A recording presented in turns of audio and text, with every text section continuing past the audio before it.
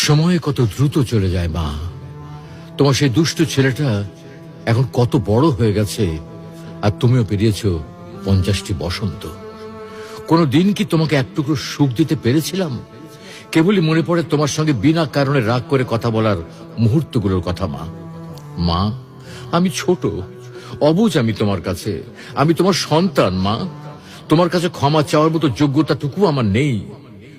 সন্তানরা হলো ধারালো চাকুর মতো, না চাইলেও মায়েদের কষ্ট দেয়, আর মায়েরা তাদের ক্ষমা করে দেয়। শুনেছি মা আর সন্তানের মাঝে অজানা একটা বাঁধন থাকে, যে বাঁধনের কারণে মা সন্তানের কথা কোনো মাধ্যম ছাড়াই শুনতে পায়। তুমি কি আমার হৃদয় থেকে কথা বলাগুলো শুনতে পাচ্ছ মা? মা, তোমাকে খুব মনে পড়ে মা। তোমাকে অনেক অনেক বেশি ভালোবাসি মা।